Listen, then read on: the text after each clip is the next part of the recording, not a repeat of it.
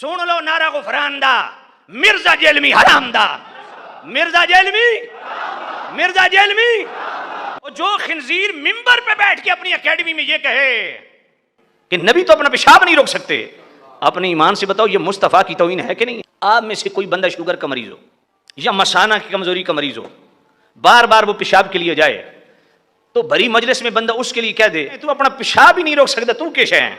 اس کی انسلٹ ہے کہ نہیں ہے؟ اے جیڑا میرے نبی دا عاشق ہے نا وہ بولے باقی جوتیاں چاہے تو نکل دا ہوئے، سن لو نعرہ غفران دا، مرزا جیلمی حرام دا۔ میں نے ایک عالم کی ویڈیو میں آپ پر گستاخی کا الزام لگا ہوا دیکھا جس میں آپ نے کہا کہ نبی علیہ السلام تو اپنا پیشاب بھی نہیں روک سکتے۔ میں نے کہیں کسی ویڈیو میں نہیں کہا، یہ علماء اپنی طرف سے ایک جملہ بنا کے میری طرف منسوب کرتے ہیں اور پھر اس کے ساتھ پھر ایڈ کرتے ہیں یہ نبی کو تانا دے رہا ہے۔ یہ تو بات ہی کچھ اور ہوئی تھی، میں نے یہ بات کی تھی، اس پہ میری ویڈیو ریکارڈ ہو چکی ہوئی ہے 1.5 گھنٹے کی، اس پہ نہیں صرف پوری ایک ڈاکٹرن پہ جو میں نے نبیوں والی توحید بیان کی ہے۔ ابھی تو میں بابوں کے حوالے سے توحید ڈسکس کر رہا تھا نا، میں نے قرآن سے اب نبیوں والی توحید بیان کی ہے کہ جب نبیوں کو اللہ کے مقابلے پہ کھڑا کیا جائے گا پھر انبیاء کرام کو اللہ تعالیٰ نے قرآن میں کس طریقے سے ایڈریس کیا ہے اپنی توحید کو اسٹیبلش کرنے کے لیے۔ یہ میں بات کر رہا تھا کہ یہ کہتے ہیں جی فلاں بابے نے جو ہے وہ سمندر روکا ہوا ہے، تو میں نے کہا تھا کوئی بڑے سے بڑا بابا ہو یا کوئی پیغمبر ہی کیوں نہ ہو، کوئی شخص اپنا پیشاب بھی نہیں روک سکتا۔ اگر آپ یہ سمجھتے ہیں کہ یہ کفر ہے جملہ تو ٹھیک ہے، پھر آپ اس جملے کو الٹ کریں کہ بڑے بزرگ بھی اور بڑے نبی بھی بغیر اللہ کی مرضی کے اپنا پیشاب روک سکتے ہیں، تو یہ کہیں انشاءاللہ جاتے ہوئے کفر کا فتویٰ آپ کو دے دیں گے ہم۔ آپ کہیں گے نہیں یہ تو نہیں کہہ سکتے، پھر دوسری بات بالکل درست ہے، یہ بات کسی کانٹیکسٹ میں ہو رہی ہے اور نبیوں کو نہیں کہا کہ تم اپنا پیشاب نہیں روک سکتے، نبیوں کے ماننے والوں کو کہا کہ ظالموں نبیوں کو خدا نہ بناؤ۔ کوئی نبی بغیر کھائے پیے زندہ نہیں رہ سکتا، کوئی نبی بغیر نیند کے زندہ نہیں رہ سکتا، کوئی نبی بغیر ٹوائلٹ کے زندہ نہیں رہ سکتا۔ یہ مجبوری ہے جو اللہ نے لگا دی، اس کے ساتھ اللہ تعالیٰ ان مجبوریوں سے پاک ہے۔ قرآن میں اللہ تعالیٰ پتہ کیا کہتا ہے؟ اللہ ہے جو سب کو کھلاتا ہے اور خود نہیں کھاتا۔ ہاں کیا کہہ رہا ہے اللہ؟ اور پھر عیسیٰ ابن مریم کا نام لے کے کہہ رہا ہے کہ عیسیٰ اور اس کی ماں روٹی کے محتاج تھے۔ تو کیا اللہ تعالیٰ یہ کہہ رہا ہے کہ روٹی افضل ہوگی عیسیٰ سے؟ جاؤ اللہ تے فتویٰ لاؤ، جاؤ جنمش۔ یہ میں اس سوال لکھنے والے کو نہیں کہہ رہا، جس نے آپ کے دماغ میں ڈالا ہے ہاں اس کو کہہ رہا ہوں۔ تو اللہ تعالیٰ کیا یہ کہنا چاہ رہا تھا کہ روٹی کا مقام عیسیٰ سے زیادہ ہے؟ نہیں، اللہ تعالیٰ بتانا چاہ رہا تھا کہ بھئی عیسیٰ اور ماں ان کی روٹی کے محتاج ہیں اور اللہ روٹی کا محتاج نہیں۔ سرکار جب کوئی بندہ روٹی کا محتاج ہوتا ہے تو روٹی کے بعد کیا آتا ہے؟ ٹوائلٹ امپلائڈ ہے۔ اب یہ جملے آپ نے کہیں پہلے سنے نہیں تھی اس لیے آکورڈ لگ رہے ہیں، کوئی مشکل نہیں ہے اس کو سمجھنا۔ اس کی وجہ یہ ہے کہ جب فتنہ اٹھتا ہے نا تو پھر اللہ تعالیٰ اپنے بندوں کے ذریعے جملے جاری کرواتا ہے۔ اس کی مثال آپ کو میں بتاؤں، جب حضور کی میت رکھی ہوئی تھی، صحیح بخاری میں آتا ہے، حضرت ابوبکر آیت کچھ اور پڑھ رہے ہیں اور فتویٰ کچھ اور دے رہے ہیں۔ آیت پڑھ رہے ہیں انک میت و انہم میتون، اے نبی تم نے بھی مرنا ہے، تمہارے مخالفین کو بھی مرنا ہے، بالکل ٹھیک ہے۔ آیت پڑھ رہے ہیں وما محمد الا رسول قد خلت من قبلہ الرسل افئن مات او قتل، محمد تو نہیں مگر ایک رسول، اگر یہ مر جائیں یا قتل ہو جائیں، اور پاکستان میں ترجمہ کر لیں کہ یہ وصال فرما جائیں یا شہید ہو جائیں، تو کیا تم دین سے الٹے قدم پھر جاؤ گے؟ لیکن فتویٰ کیا دے رہے ہیں؟ جس طرح انجینئر صاحب نے کہا کہ کوئی بابا ہو، کوئی بزرگ ہو، بڑے سے بڑا انسان اپنا پیشاب بھی نہیں روک سکتا۔ فتویٰ پتہ کیا دے رہے ہیں؟ من کان یعبد محمدا فان محمدا قد مات، جو بھی تم میں محمد کی عبادت کرتا تھا جان لے کے محمد مر گئے۔ تو قرآن میں تو یہ نہیں لکھا ہوا تھا، یہ حضرت ابوبکر نے خود سے جملہ گھاڑ کے ان لوگوں کے اوپر فٹ کیا جو حضور کی عبادت بھی نہیں کرتے تھے۔ 2 جرم ہے اس جملے کے اندر آپ کی ڈاکٹرن میں، میرے مطابق بالکل ٹھیک ہے۔ ایک تو صحابہ نے حضور کی کبھی عبادت ہی نہیں کی ہے، پھر یہ جھوٹا الزام کیوں لگایا جو تم میں محمد کی عبادت کرتا تھا جان لے کے محمد مر گئے؟ کیوں کہا؟ اور نہ ان سے شائبہ تھا کہ وہ یہ کریں۔ یہ بات توحید کو اسٹیبلش کرنے کے لیے، کیونکہ انسانی تاریخ میں سب سے بڑا شرک نبیوں کے نام پہ ہوا ہے، ولیوں کے نام پہ نہیں ہوا۔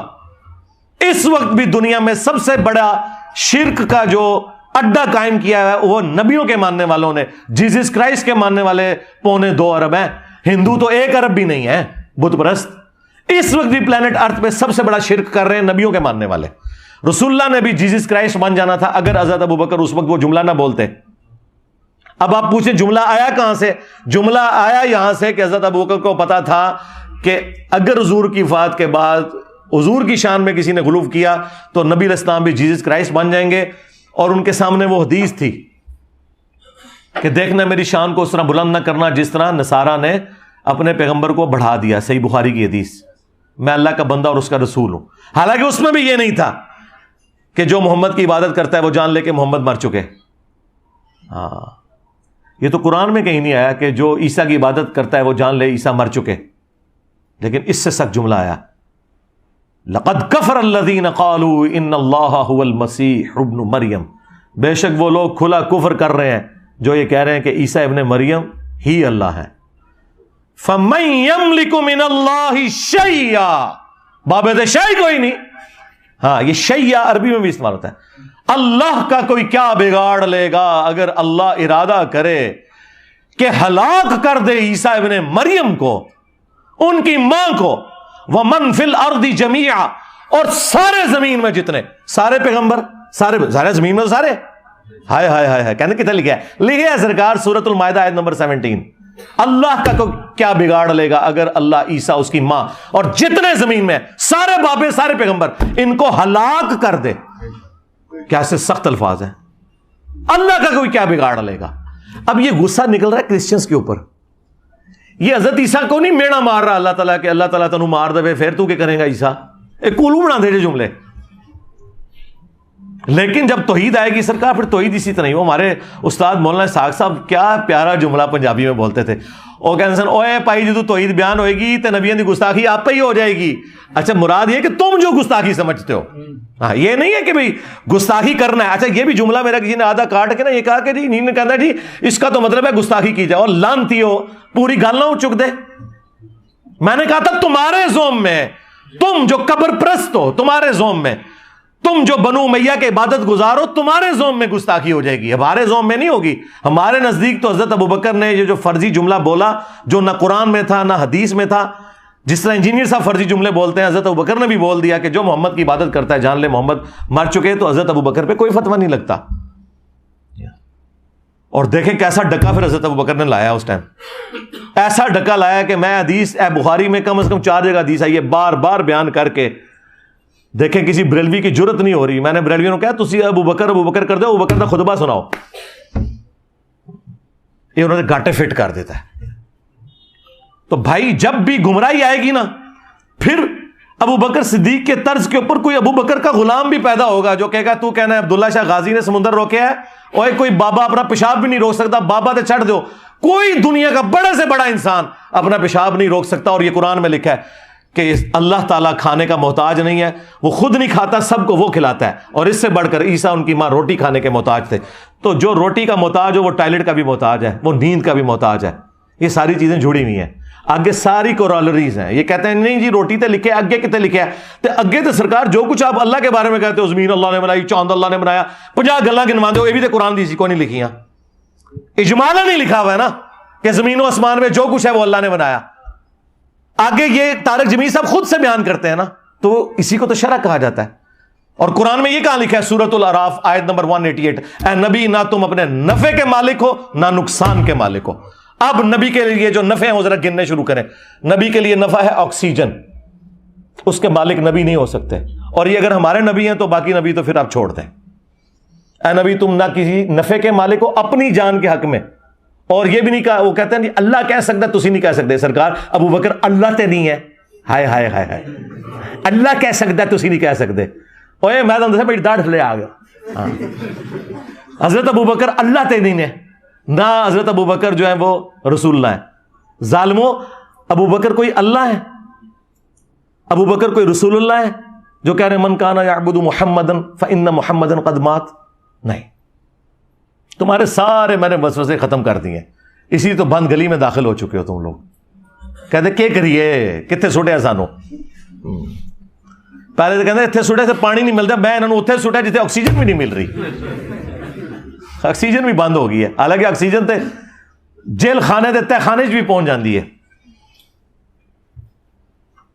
تو وہ ہم بھی سارے نفع گنوائیں گے اور وہ سارے نقصان گنوائیں گے. تو وہ ساری کی ساری چیزیں آ جائیں گی. اس میں نیند بھی آئے گی, اس میں کھانا پینا بھی, اس میں ٹوائلٹ بھی آئے گا, اس میں گردوں کا چلنا بھی آئے گا, اس میں دل کا دھڑکنا بھی آئے گا. رسول اللہ بار بار نہیں کہا کرتے تھے قسم ہے اس ذات کی جس کے قبضے قدرت میں میری جان ہے؟ یہ کیوں کہتے تھے؟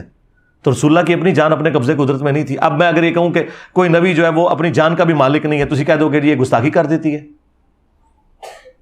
ظالموں تمہیں توحید کسی نے بتائی نہیں ہے. میری بڑی عرصے سے خواہش تھی کہ میں مرنے سے پہلے نبیوں والی توحید بیان کر کے جاؤں جو اللہ تعالیٰ نے نبیوں کو سکھائی ہے, اور نبیوں کی وہ توحید قرآن میں رپورٹ ہوئی ہے.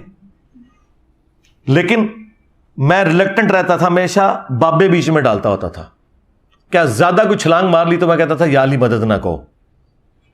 لیکن اللہ کے فضل سے یہ انہوں نے پروپیگنڈا اکٹھا کیا. میں نے پوری 1.5 گھنٹے کی ایک ویڈیو ریکارڈ کروا دی ہے, بس اس کے حوالے اینڈ پہ پہنچے میں. اگلے ویک وہ ویڈیو آ رہی ہے. انبیاء کے نام پر شرک,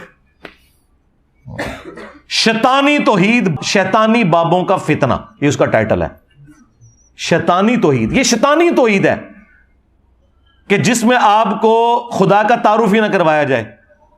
چاند اللہ نے بنایا, سورج اللہ نے بنایا. اوے اللہ دے بندے ہو تے سارے کہندے نے ہاں ذرا کہ وہ نہ کہ بابا دبیا ہوا ہے یہ کچھ نہیں کر سکتا, یہ اپنا پیشاب نہیں روک سکتا, تسی کہہ رہے ہو نے سمندر روکیا ہے.